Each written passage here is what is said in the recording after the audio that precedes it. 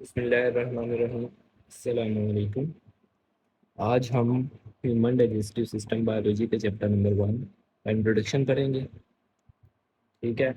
Everything our body does like moving, growing, staying healthy depends on nutrients. ठीक है। यानी कि हम चलते हैं, फिरते हैं, दौड़ते हैं, इन सब के लिए हमें क्या चाहिए होते हैं? न्यूट्रिएंट्स चाहिए होते हैं। Everything our body does, everything our body does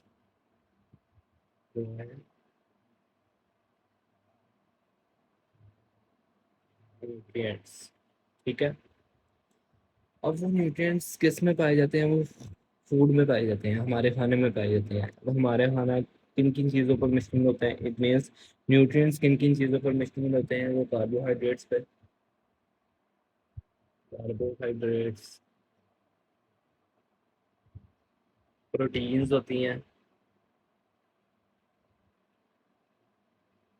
lipids होते हैं, और अदर डाइटरी फाइबर्स हो गए, वाइटामिन हो गए, और अदर न्यूट्रिएंट्स होते हैं। लेकिन ये मेजर मेजर जो होते हैं न्यूट्रिएंट्स हमारे कार्बोहाइड्रेट्स, प्रोटीन्स, लिपिड्स होते हैं। कार्बोहाइड्रेट्स में क्या क्या चीज़ें आती हैं? जैसे हम रोटी खाते हैं, दलिया, ये सारे क्या है? कार्बोहाइड्रेट्स है। ब्रेड है। प्रोटीन में मीट, गोश्त है, और इसके अलावा दालें हैं। ठीक है ना, ये सारी क्या है? प्रोटीन है। लिपिड्स हमारे जो घी है, ऑयल्स हैं, ये क्या है? लिपिड्स हैं हमारे। ठीक है। ये सारी चीज़ें हमारे खाने में होती हैं। ठीक है। इनको हम खा कर हमारी बॉडी क्या करती है? मूव करती है, ग्रो करती है, और अपने आप को हेल्थी रखती है। ठीक है, इन न्यूट्रिएंट्स की बदौलत। अब अगर हम इन न्यूट्रिएंट्स को लेते हैं तो ये बहुत बड़े बड़े मॉलिक्यूल्स, कार्बोहाइड्रेट्स है तो वो बहुत बड़े बड़े मॉलिक्यूल्स में मुश्तमिल होता है। यानी कि अगर हमारी ये जीआई ट्रैक्ट है, ये हमारा स्टमक है, ये स्टमक है, यहाँ पर होती है डाइजेशन। ठीक है। और ये समझ लो इंटेस्टाइन है, इंटेस्टाइन है। अब यहाँ से एब्जॉर्प्शन होनी है, इंटेस्टाइन से अब एब्जॉर्प्शन होनी है। जो हमारी बॉडी के जो सेल्स हैं वो बहुत छोटे छोटे होते हैं। अब इन सेल्स से हमारे जो रोटी होती है हम खाते हैं, वो तो बहुत बड़े पार्टिकल्स होते हैं, वो तो बड़े बड़े बड़े मॉलिक्यूल्स होते हैं। अब उनको हम एज इट इज़ नहीं ले सकते हैं, उनको हमें पहले तोड़ना पड़ता है। ठीक है। उसको हम छोटे छोटे पार्टिकल्स में, मॉलिक्यूल्स में कन्वर्ट करते हैं with the help of the several enzymes हैं हमारे, एसिड्स हैं, और भी अदर जो चीज़ें हमें रिक्वायर्ड होती हैं डाइजेशन के लिए। वो सारी चीज़ें करके हम क्या करते हैं?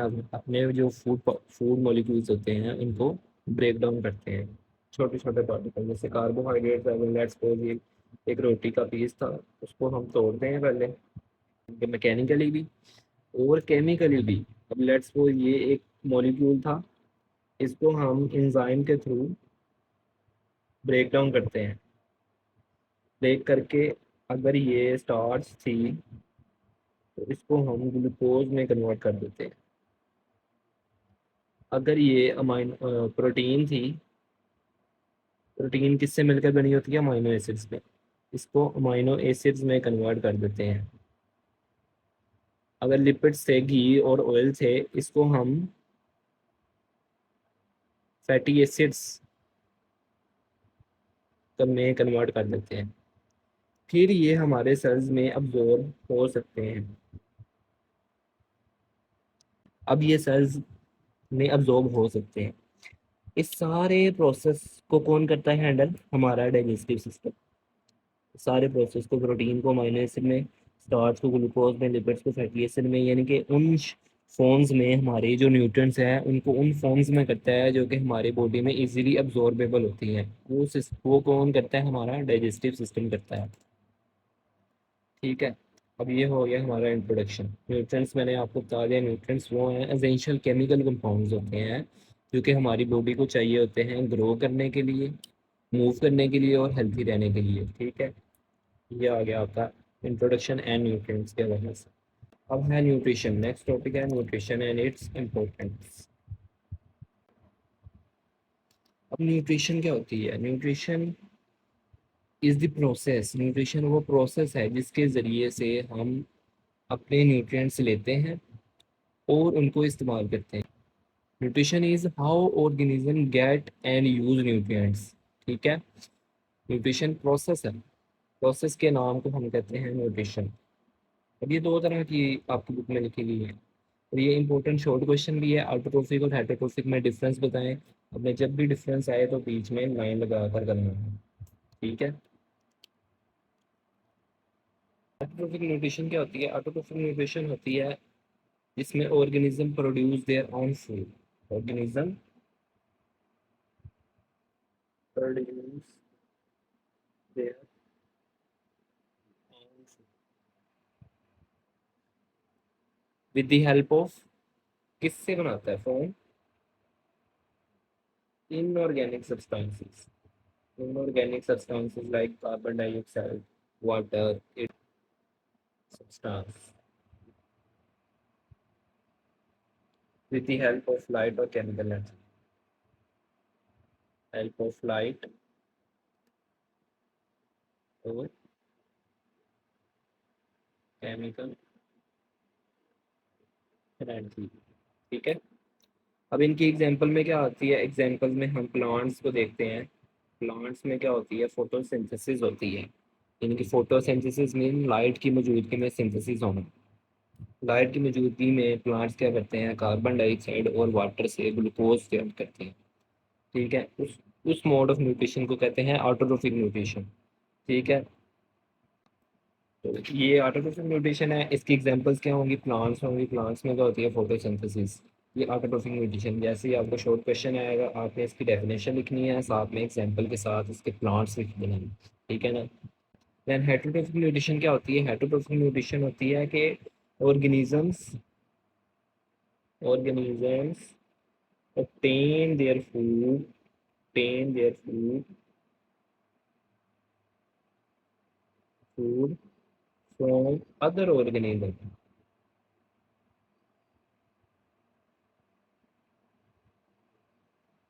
इनके वो वाले ऑर्गेनिजम्स जो कि अपनी खुराक तैयार खुद नहीं कर सकते हैं। ठीक है, वो अपनी खुराक खुद तैयार नहीं कर सकते। जैसे प्लांट्स हैं वो फोटोसिंथेसिस के ज़रिए अपनी खुराक तैयार कर सकते हैं, इसी तरह हम ह्यूमंस अपनी खुराक तैयार नहीं कर सकते हैं। ठीक है, हमें क्या करना पड़ता है? हम प्लांट्स खाते हैं, हम एनिमल्स खाते हैं। ठीक है, अपनी खुराक अपने न्यूट्रिएंट्स को पूरा करने के लिए हम एनिमल्स और प्लांट्स का सहारा लेते हैं, हम खुद अपनी खुराक तैयार नहीं कर सकते हैं। इसका मतलब ये नहीं है कि हम गोश्त को पकाते नहीं हैं, ये वो नहीं है। इसका मतलब है कि हम इनऑर्गेनिक सब्सटेंस से अपनी खुराक को तैयार नहीं कर सकते हैं। जो हम ऑलरेडी ले रहे होते हैं, प्लांट्स ले रहे होते हैं, एनिमल्स का गोश्त खा रहे होते हैं, ऑलरेडी मेड फूड होता है लेकिन हम उसको पका रहे होते हैं। अब इसकी एग्जांपल्स क्या हैं? ह्यूमंस हैं, एनिमल्स हैं, ये सारे क्या हैं? हेटरोट्रोफिक ऑर्गेनिजम्स हैं, एनिमल्स। ठीक है, ये सारे हेटरोट्रोफिक न्यूट्रिशन पर चलते हैं। तो ये होगी हमारी हेटरोट्रोफिक और ऑटोट्रोफिक। और ये एक इम्पोर्टेंट शॉर्ट क्वेश्चन है। आपको जब भी यार अपने बीच में लाइन ड्रॉ करके पहले डेफिनेशन लिखनी है, देन आपने एग्जांपल्स लिखनी है।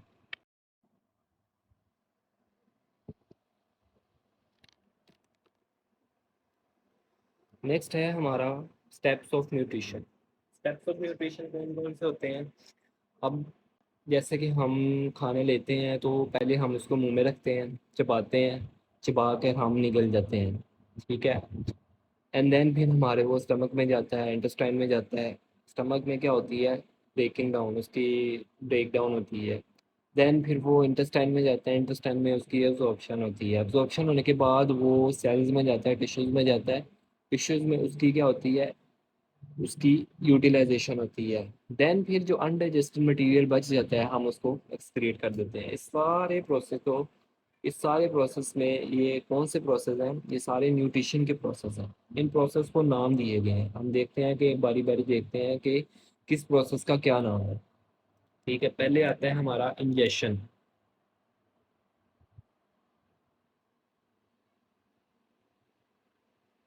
Taking in food and drinks through the mouth is known as ingestion.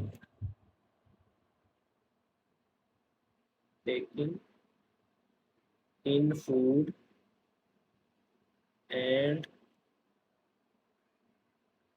drinking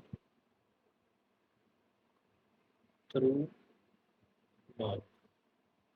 यानी कि जब हम खाना खाते हैं, खाने को जब मुंह में रखते हैं, तो उस प्रोसेस को क्या कहते हैं? इंजेशन। ठीक है। नेक्स्ट हमारा क्या है? डाइजेशन।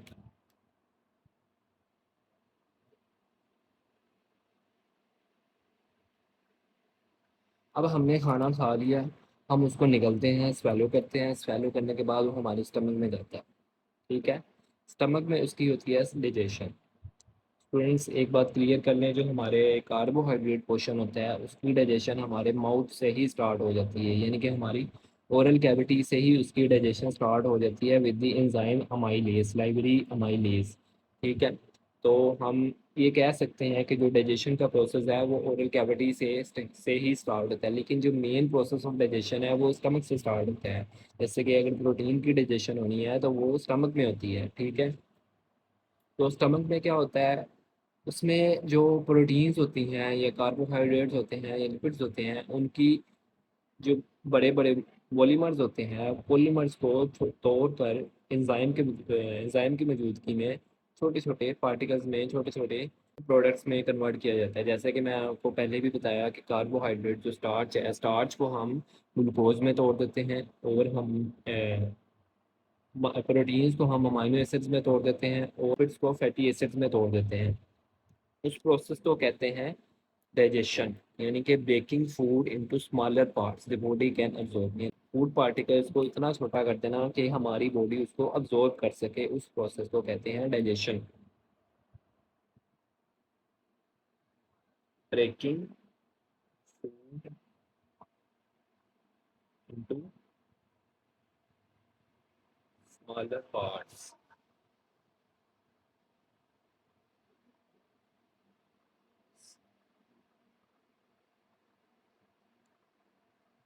द बॉडी कैन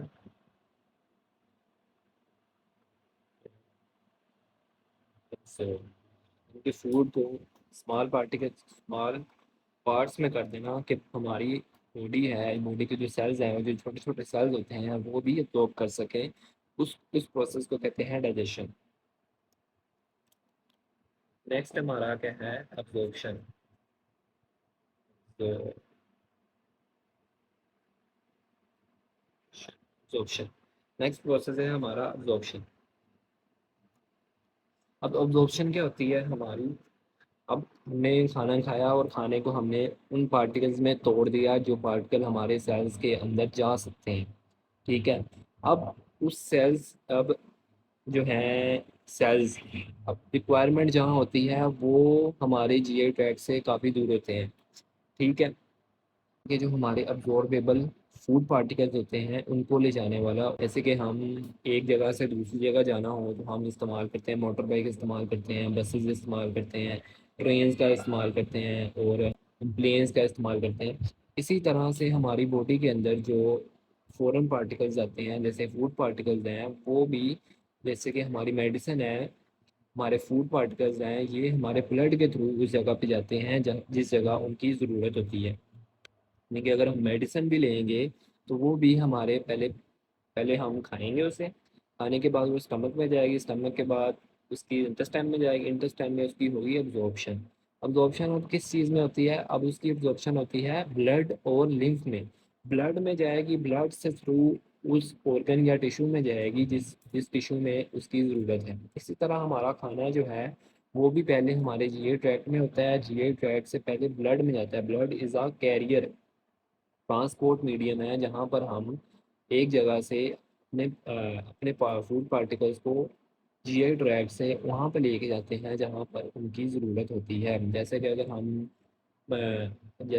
हम हमने प्रोटीन बनानी है, अगर हमने न्यू प्रोटीन सिंथेसिस करनी है, वह अमाइनो एसिड जीआई ट्रैक्ट में अवेलेबल है। अमाइनो एसिड हमने जो खाए थे, हमने जो गोश्त खाया था, वो अब जीआई ट्रैक्ट में अवेलेबल है। हम उसको पहले वो ब्लड में अब्जॉर्ब होगा, देन वो लीवर के पास, ब्लड वही ब्लड लीवर के पास जाएगा, लीवर उसको उसमें से अमाइनो एसिड्स ले लेगा, यानी कि जो लीवर के सेल्स होंगे उसमें से अमाइनो एसिड ले लेंगे और प्रोटीन सिंथेसाइज कर लेंगे।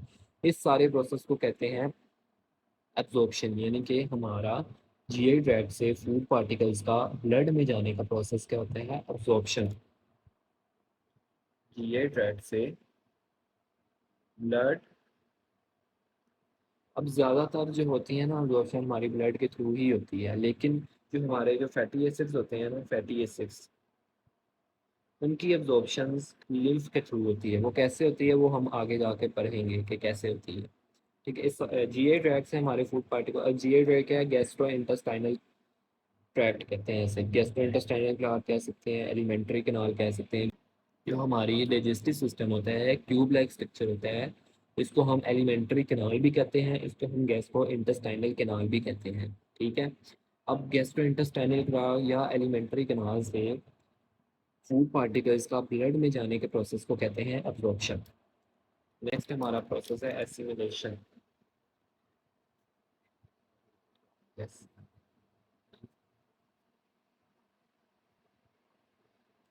जैसे स्टूडेंट्स हमने देखा कि लेट्स सपोज हमने प्रोटीन सिंथेसाइज करनी थी, तो हमारे अमाइनो एसिड जीआई ट्रैक्ट में पड़े थे, वहाँ से हमने अब्जॉर्ब किए ब्लड में। अब ब्लड जाएगा लीवर में, लीवर में मौजूद प्रोटीन सिंथेसाइजिंग सेल्स जो होंगे उसको अब्जॉर्ब कर लेंगे, उस अमाइनो एसिड्स को अब्जॉर्ब कर लेंगे और अपनी प्रोटीन सिंथेसिस में उसको इस्तेमाल कर लेंगे। उस प्रोसेस को, यानी कि इस्तेमाल करने के प्रोसेस को हम एसिमिलेशन करते हैं। Utilization of the food products is known as the assimilation. ठीक हो गया। अब ये होगी हमारी एसिमिलेशन। नेक्स्ट हमारा लास्ट है हमारा इंजेशन।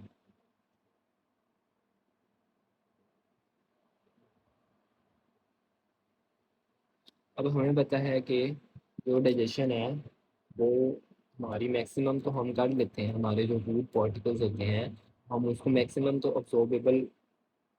एब्जॉर्बेबल पार्टिकल्स में, स्मॉलर पार्ट्स में कन्वर्ट कर लेते हैं, लेकिन कुछ हिस्सा फूड का रह जाता है अनडाइजेस्टेड। उस अनडाइजेस्टेड फूड को या जो वेस्ट प्रोड्यूस होता है उसमें से, हम वेस्ट भी तो खाते हैं ना, धूल मिट्टी घटा, ये सारी चीज़ें जाती हैं, बैक्टीरियाज हमारे अंदर जा रहे होते हैं, हम खाने के साथ पता नहीं क्या क्या कुछ खा रहे होते हैं। ठीक है, उन सब वेस्ट मटेरियल्स को और जो अनडाइजेस्टेड मटेरियल्स होता है, अनडाइजेस्टेड फूड होता है, उसको निकालने के प्रोसेस को कहते हैं डाइजेशन। Removing undigested